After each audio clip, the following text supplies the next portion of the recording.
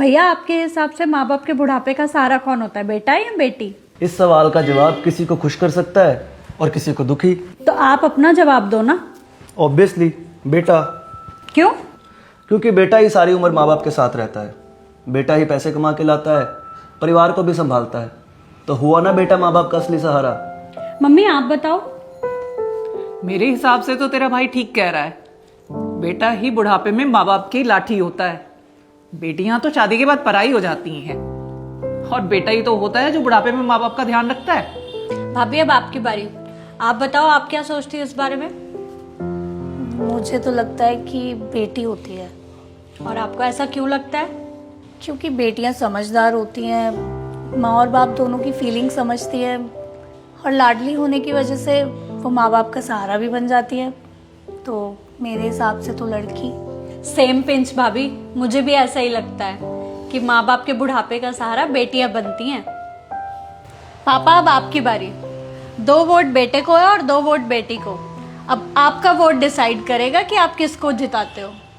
बेटा मेरे हिसाब से ना तो बेटा बुढ़ापे का सहारा होता है और ना ही बेटी। बुढ़ापे का असली सहारा होता है बहू। अरे तुम लोग मुझे ऐसे क्या देख रहे हो? मैं बिल्कुल ठीक कह रहा हूं। हम लोग बचपन से यही तो सुनते आए हैं, बेटा बुढ़ापे की लाठी होता है, बेटी अपने पापा का जिगर होती है। लेकिन जिंदगी की जब असली सच्चाई सामने आती है तब पता लगता है कि बुढ़ापे में जो सबसे ज्यादा साथ निभाता है वो बहू होती है। बेटा शादी करता है, घर में बहू आती है, और उसके बाद ही तो शुरू होती है असली जिंदगी। रोजमर्रा की छोटी छोटी जिम्मेदारियां, सास ससुर की छोटी छोटी जरूरतों को वही तो ध्यान में रखती है, और वहीं से बहू बुढ़ापे का सहारा बनने लगती है। बहू ही वो होती है जिसे सास ससुर की रोज की आदतें, उनकी पसंद नापसंद, उनकी रोज की दिनचर्या धीरे धीरे सब याद हो जाती है। जिसे पता होता है कि सासू माँ को कब कड़क चाय देनी है, कब ससुर जी को दवाई देनी है। सुनने में ये छोटी छोटी बातें चाहे बहुत मामूली लगती हों, लेकिन सास ससुर के लिए ये बातें बहुत अहमियत रखती हैं। जब सास ससुर कभी बीमार पड़ जाएं तो बहू अपने 10 काम छोड़कर उनकी सेवा में लग जाती है। कब उन्हें दवा देनी है, कब किस चीज का परहेज करना है, उन्हें किस चीज से तकलीफ होती है, ये सब बहू ही तो देखती है। और दूसरी तरफ अगर बहू बीमार पड़ जाए तो सारे घर की रफ्तार थम जाती है। रसोई से लेकर दवा तक, चाय से लेकर खाना तक, सब कुछ इधर उधर हो जाता है।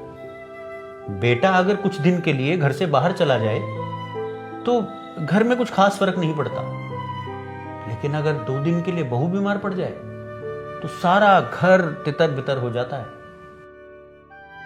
क्योंकि घर की असली धुरी बहू ही होती है, वही तो सारे घर को जोड़ कर रखती है। बुजुर्ग माँ बाप को सबसे ज्यादा तकलीफ तभी महसूस होती है जब उनकी रोज की सहूलतें टूट जाती हैं। और उन सहूलतों का ध्यान कौन रखता है? अक्सर बहू। बेटे के पास प्यार बहुत होता है, उसकी नीयत भी ठीक होती है, लेकिन हर आदत, हर जरूरत, हर परेशानियों का हल निकालने की जो कला बहू के पास होती है ना, वो सबसे अच्छी है। इसलिए कई बार बहू बिना कहे ही उनकी जरूरत समझ लेती है। मैंने अपनी जिंदगी में ऐसी कई बहुओं को देखा है जिन्होंने अपने सास ससुर की सेवा फर्ज समझकर नहीं, दिल से की है। उन्होंने अपनी रातों की नींद छोड़ी है, अपनी थकान भुलाई है, अपनी परेशानियों को छोड़ा है, इसलिए कि उनके सास ससुर को कोई तकलीफ ना हो। इसलिए बेटा, बुढ़ापे का असली सहारा तो बहू ही होती है। मैं हर सास ससुर से कहना चाहता हूं कि आप लोग भी अपनी सोच बदलो। बहू को सिर्फ जिम्मेदारी समझकर मत देखो, उसे गलतियों के तराजू में मत तोलो। अगर हम मेरा प्यारा बेटा, मेरी प्यारी बेटी कह सकते हैं, तो एक बार मेरी प्यारी बहू भी कहकर देखो, और देखना सिर्फ एक लफ्ज से उसके दिल में तुम्हारे लिए कितना प्यार भर जाएगा। बहू की कमियों को तो हर कोई देख लेता है, लेकिन उसकी अच्छाइयों को पहचानना भी उतना ही जरूरी है। उसे घर की नौकरानी नहीं, घर का मेंबर समझो। उसे इज्जत दोगे, सम्मान दोगे, तो वो आपके घर को संभालेगी नहीं, बल्कि उस घर को स्वर्ग बना देगी।